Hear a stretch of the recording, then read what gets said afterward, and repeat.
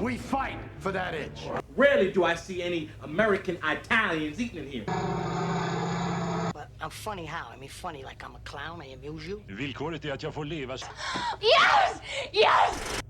Hey there, welcome to Real Genius. I'm Chris Vognar, culture critic for the Dallas Morning News. And I'm Robert Wilonsky, the first officer of the Dallas Morning News. The trekkiest of the Trekkies at the Dallas Morning That's News. the case. I took a Star Trek quiz that passed through my Twitter timeline the other day and did embarrassingly well. You and your only competition would be Mike Merschel. The book's editor, yes. Also a major Trekkie. But he's not halfway through the 25th, the 50th, the 50-year first mission. volume Yes. of the 50-year mission oral history that I'm currently in the midst of.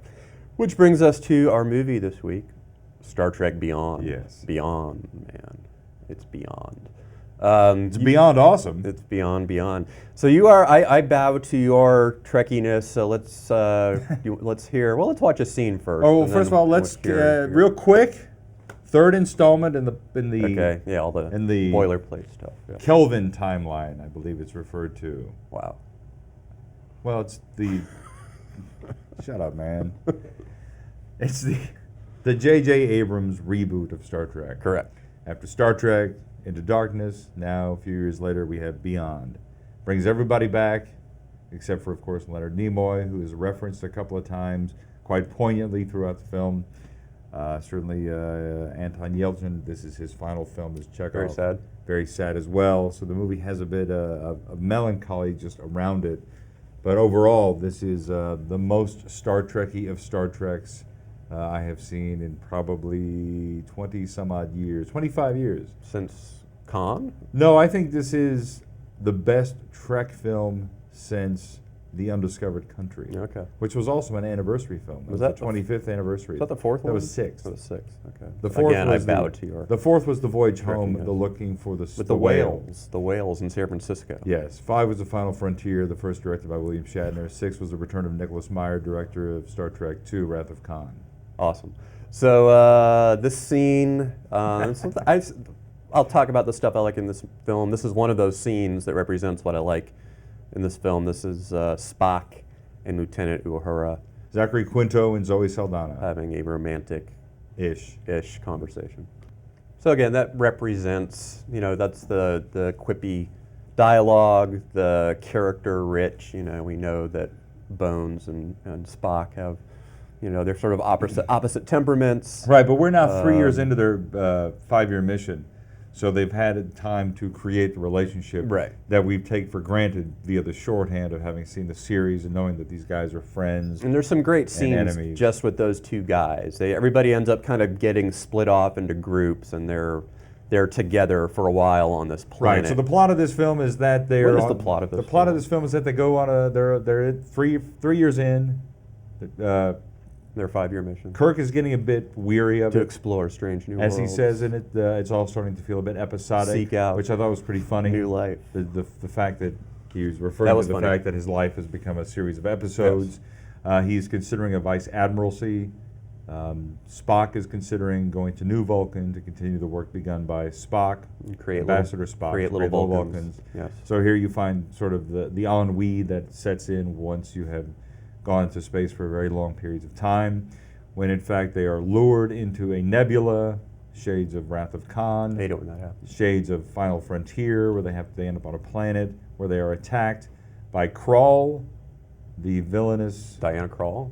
Diana Krall attacks them. Elvis Costello is played by Idris Elba underneath a great deal of makeup. Although if you've seen the recent trailers, you do know that at some point, for whatever reason, you do see Idris Elba outside of the makeup for some. So I thought that was an unfortunate spoiler that the trailers it felt necessary, I guess, for them to say, look, we have this great actor, and you do actually see his face at some point. So let's talk about Krall a little bit. And I love Idris Elba in pretty much everything, and I knew that was him just because I looked at the credits beforehand. He's one of the problems I had, not Idris Elba, but the character, the villain, Krall, is one of the problems I have with this movie. You really have no sense of what his motive is, what his story is, until the final act. So you're watching more than an hour of this movie, and you're like, oh, this guy is pissed off about something. Right. He's taking it out on these guys, but he remains an enigma until close to the very end. Which I have no problem with, and I'll tell you this. Can I just tell you? Yeah, this please, reason? go ahead. And I can't say why, because it spoils it. But when it is revealed who he is, and I think it's a far better reveal than the Khan reveal of Into Darkness, because we always knew that that character was, Khan Nudie and Singh.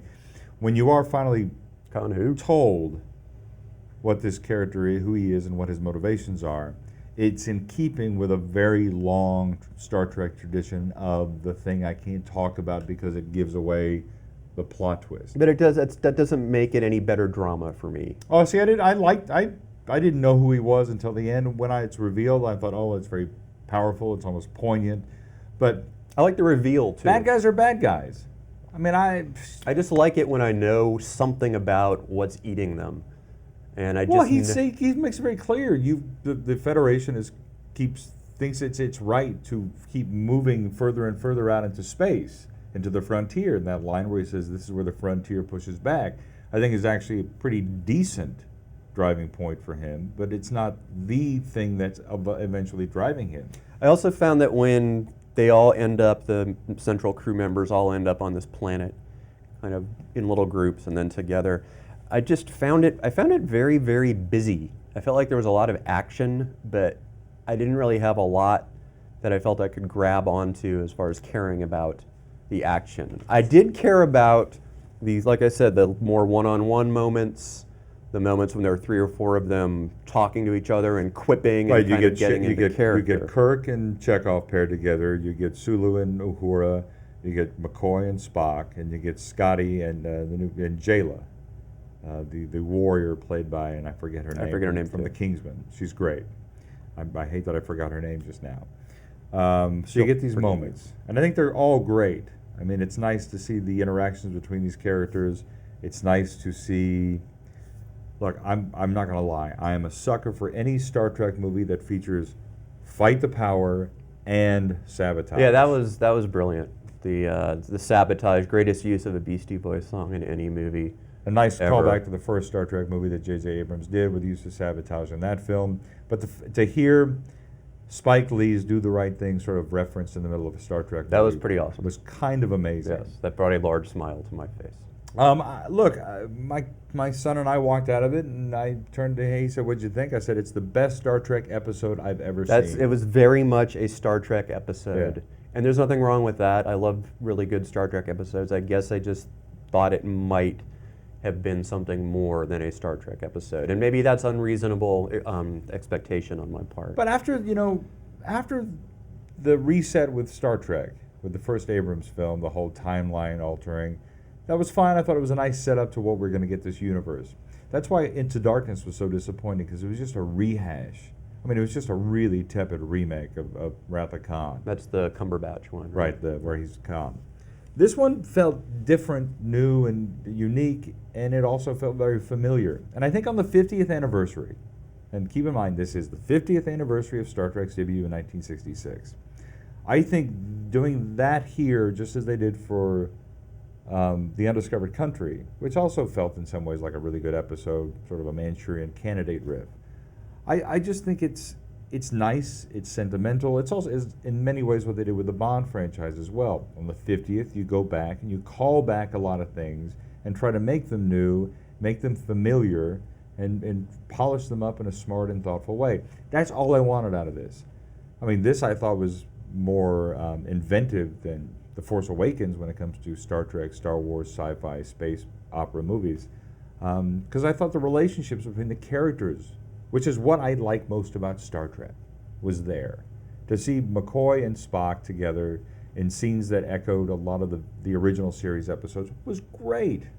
Are you out of your Vulcan mind? There's just a lot of really wonderful scenes like that. And to see Scotty with kind of a love interest, to see Sulu with his husband, just these nice little moments. And I found that for the first hour or so, what action was there, yet another destruction of the Starship Enterprise, the most put-upon spaceship in the history. I mean, how many times can they duct tape that thing back together? How many times can you blow it up and read it? I mean, I feel so bad for that thing.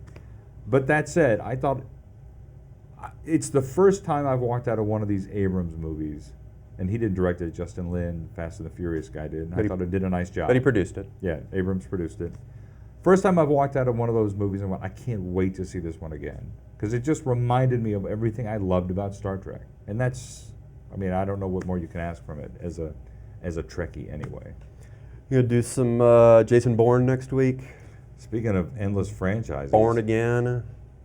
I'm watching all of them, actually. I'm rewatching all of them. Yeah, I'm gonna school the boy on Jason Bourne movies this week. On some Bourne. Paul Greengrass is back. I know, I'm And excited Matt about Damon- that. Matt Damon's Damon, back. Yeah. look, Although we have entered the dog days of summer, my friend. I where liked everything the, new I is liked old the again. Jeremy Renner one, so I did too. what are you gonna do? Everything old is new again, so except for me. Cool. Awesome. But you liked it, right?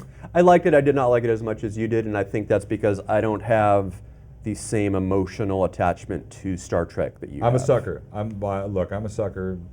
I like this way more than The Force Awakens. It just was something charming. It's funnier than any of the other movies. It's got more heart. It's, I mean, keep in mind, for the first 15 minutes of this movie, people just talk. And I really liked the first 15 They minutes. drink, they talk, they reminisce. I like the first act and I like the last act. I wasn't real crazy about everything in the middle. That's fine. Okay. I don't have any money invested in it either way, so you do what you got to do to get through what you got to do. Do what you gotta do. Forget about it. Jason Bourne next week. Yeah. And us next week. See you then.